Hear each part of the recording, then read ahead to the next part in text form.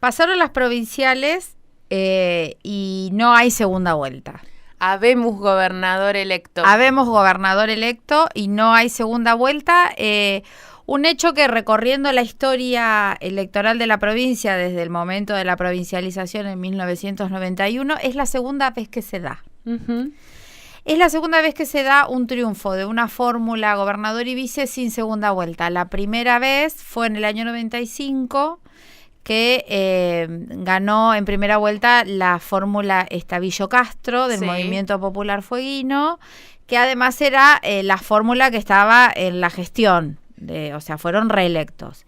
En este caso, la otra particularidad es que no va a haber segunda vuelta, y además la particularidad es que quien gana las elecciones es alguien que no está en la gestión provincial. Uh-huh. ¿Sí? Particularidades, digamos, que tiene esta elección. Otra particularidad que leía es que Mónica Urquiza es la primera vicegobernadora electa, así como Fabiana Río fue la primera gobernadora, la primera mujer en ocupar la gobernación de Tierra del Fuego y la primera mujer del país, ¿no? Gobernadora. Ahora Mónica Urquiza se convierte en la primera mujer en ocupar la vicegobernación. Sí, la primera mujer en ocupar la vicegobernación en una que va a presidir la legislatura, una legislatura sin paridad. Claro, sí, también. Bueno, de eso vamos a hablar una buena a medias. Una buena a medias. De eso vamos a hablar o en un rato o más adelante, digamos, porque la elección terminó, no va a haber segunda vuelta, pero el análisis de este proceso continúa. Sí, hay mucha tela para cortar. Hay mucha tela para cortar y sobre todo, podemos seguir analizando este proceso en el marco de lo que se denomina la transición. Como sabemos, y si no lo sabemos lo decimos, las elecciones fueron ahora, porque por manda constitucional de la provincia, las elecciones provinciales tienen que estar separadas de las elecciones nacionales en 90 días. Claro. Entonces, nosotros tenemos lo mismo sucedía en Formosa. Lo escuché a Gildo Infran hablar y la Constitución de Formosa establece también lo prevé mismo. Lo mismo. Entonces, y las autoridades electas asumen recién el 17 de diciembre. Entonces tenemos por delante casi 6 meses de transición. ¿No es mucho? Es mucho. Es algo que se viene discutiendo desde hace mucho tiempo.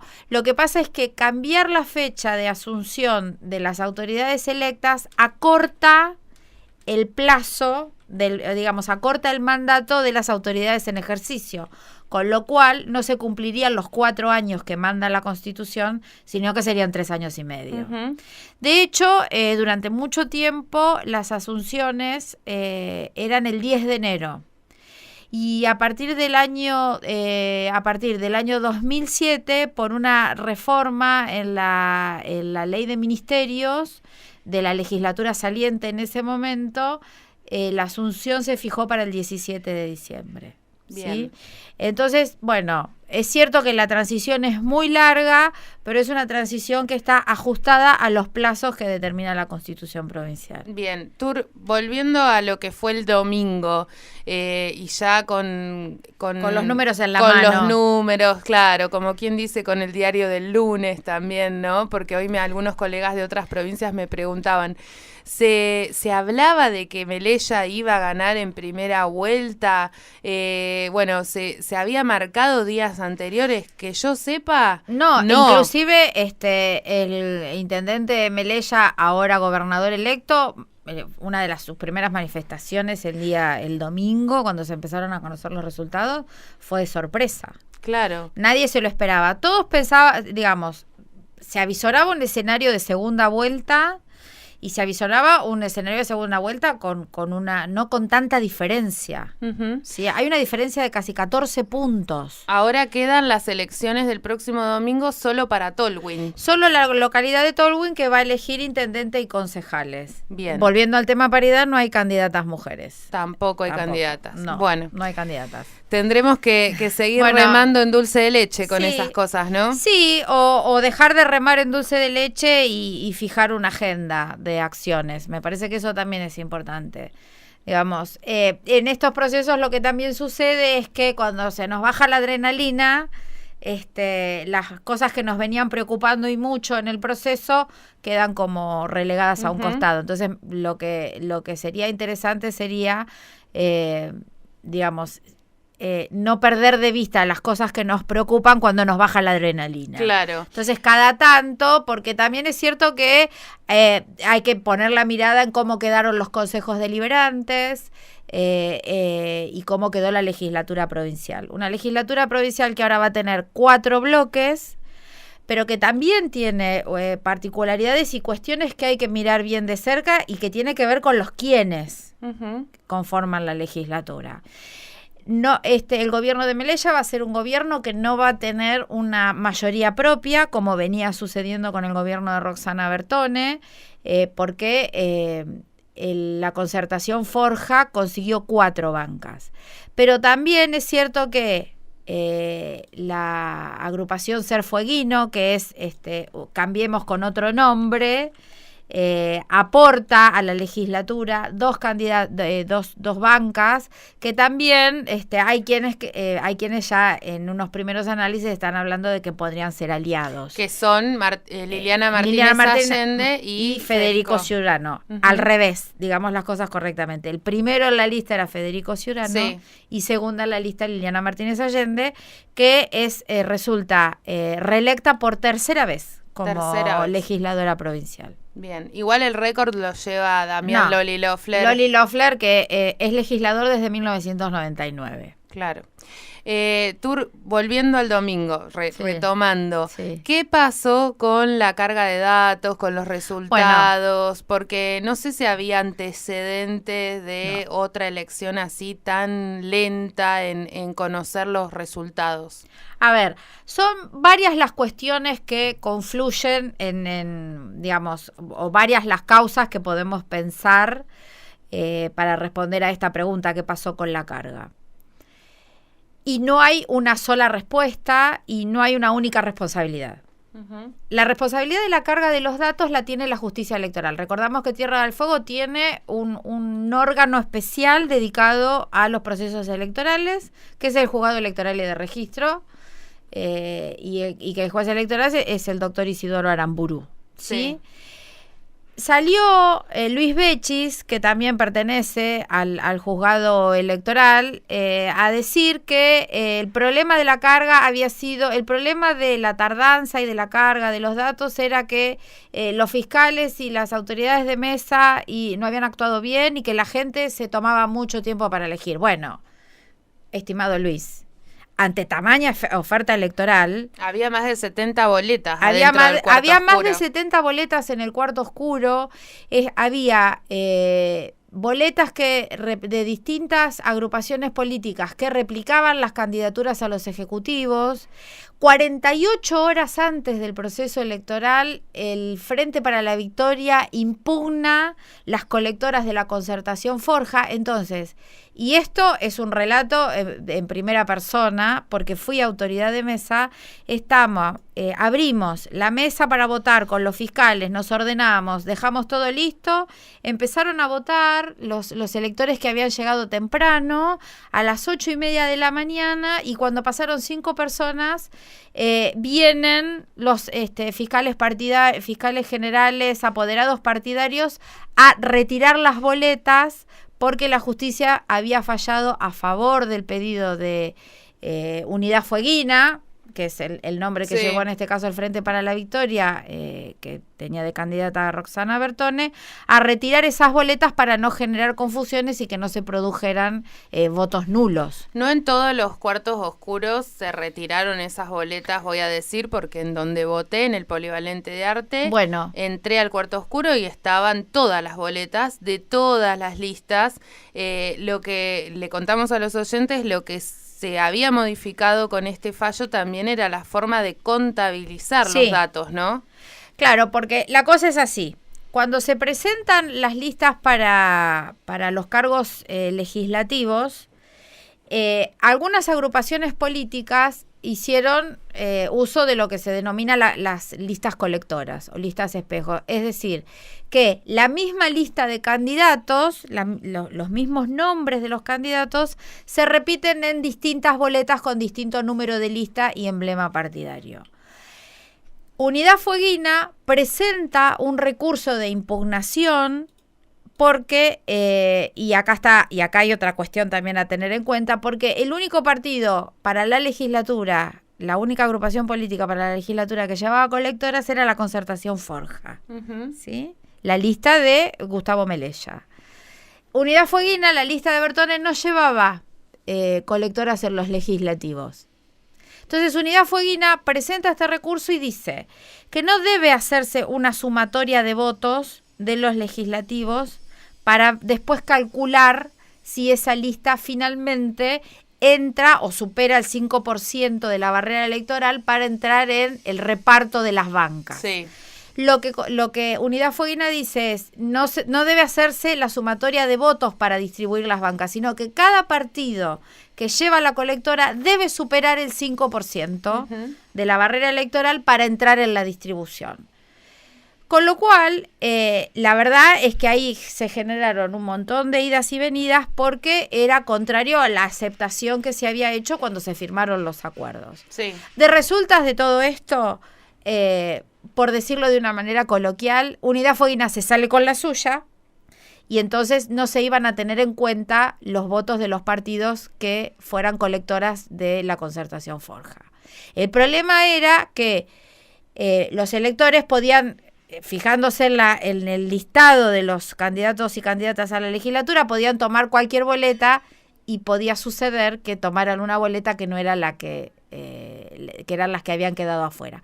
Por eso, en muchas escuelas, los apoderados partidarios y los fiscales generales entraron a los cuartos oscuros a retirarlas a la boleta. Claro, a las boletas. En algunos. En algunos. En el cuarto oscuro que en la mesa donde yo estuve de presidente vino el mismísimo Gustavo López, presidente de la Concertación Forja a nivel nacional, a retirar las boletas. Bien, Tur, ¿qué pasó en esta elección? Seguramente en próximas semanas vamos a ir, como decíamos, desagregando otros datos y analizando más pormenorizadamente. Sí, pero porque un análisis responsable de un proceso electoral no se hace en 10 minutos. Exactamente. Ni se resume la información en un titular de diario. Totalmente, pero para tener una idea por lo menos aproximada, ¿qué pasó en esta oportunidad, en este acto eleccionario con el voto en blanco? Bueno, me ahogué, perdón. Se ahogó, pero toma agua y toma mate. ¿Vos seguís hablando que yo tomo mate? Sí, preguntábamos por qué en oportunidades anteriores o en elecciones anteriores justamente el voto en blanco ha sido protagonista, sobre todo en los estamentos legislativos. Sí. El voto en blanco en esta elección logró superar, ampliamente la barrera electoral. El umbral electoral, que es del 5%, porque sacaron el 26%. El 26% de los votos fueron en blanco. Después lo que tenemos que hacer es desagregar cuántos fueron a cada cargo, ¿no? Sí. A cada lista. Pero lo cierto es que fue el 20%. Y además el 26%. Y además, si a esto le sumamos el porcentaje histórico de ausentismo del 30%, en Tierra del Fuego históricamente vota el 70% del padrón. Es decir, de los 136.000 aproximadamente electores que hay, votaron alrededor de 90.000. 90.000, alrededor de 90.000. Igual esos datos, que son los datos oficiales, van a salir recién pasado mañana, porque mañana comienza el escrutinio definitivo. Bien. Que se hace 48 horas después. Perfecto. Esos datos se conocen también. Pero lo cierto es que se da el fenómeno histórico, digamos, se repite este fenómeno históricamente del 30% de ausentismo. Una de las causas tiene que ver con la falta de actualización del padrón electoral.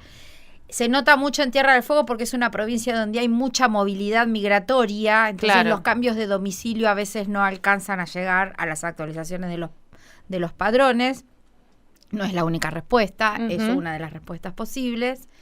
Y lo otro es este porcentaje del 26% de votos en blanco. Si los votos en blanco se tradujeran en bancas vacías, habría de hecho muchas bancas vacías. Claro. Por lo menos 5 bancas vacías. Es un montón. Sí, es un montón. No pasa lo mismo con los estamentos de ejecutivos, ¿no? No, porque en realidad nuestro sistema electoral, que es un sistema que tiene que ver que además digamos de ser un sistema proporcional, es un sistema de neto corte presidencialista.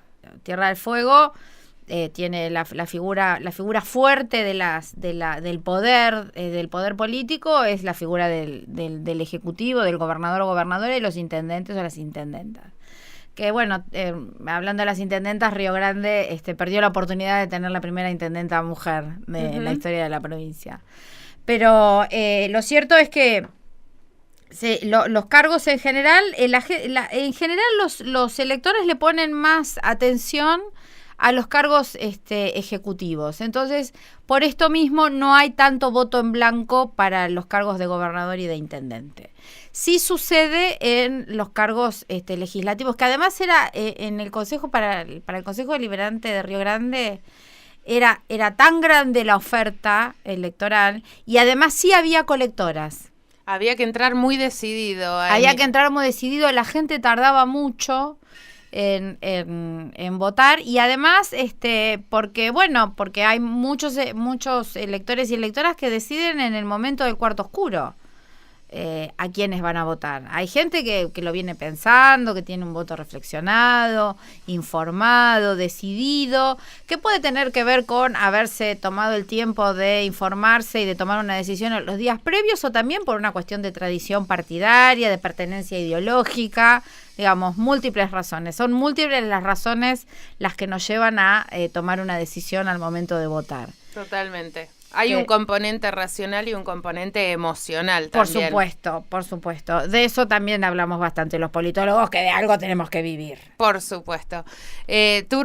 Mucho por conversar todavía. Mucho por conversar. ¿Qué nos queda para el resto de la semana? El sábado 22 cierra la presentación de las listas de candidatos y candidatas, y en este caso sí con paridad, estrenamos paridad, para las elecciones nacionales de agosto, que son las PASO. Bien. Recordemos que este año, a nivel nacional, se renueva el 50% de la Cámara de Diputados, 50% del Senado. Ya la semana que viene vamos a tener en claro quiénes van a ser los candidatos y candidatas de Tierra del Fuego. Correrá crema pastelera, sí, ¿no?, por las rutas fueguinas, la rosca va y viene esta semana para definir esos nombres, es decir, de las alianzas que ya se inscribieron, cuáles van a ser los nombres que se van a proponer a la ciudadanía para las PASO. El día del acto donde Melella, después del reconocimiento de Roxana Bertone del triunfo de Melella para la gobernación en Tierra del Fuego, Melella dijo en el medio del acto y de la euforia que Runín va a ser el candidato a diputado de la Concertación Forja. ¿Será? Y no sé. Eso se le escapó por la alegría del triunfo. No sé si les muchaches le gritaban desde la tribuna y se lo pidieron, pero en un momento dijo, sí, por supuesto, Runín va a ser nuestro candidato a diputado. Bueno, veremos. Hoy es martes. Tenemos hasta el sábado a la medianoche para que se develen los misterios. Ya está. Correrán la crema pastelera y los nombres. Lo bueno de esto es que los nombres que van a correr van a ser también de mujeres.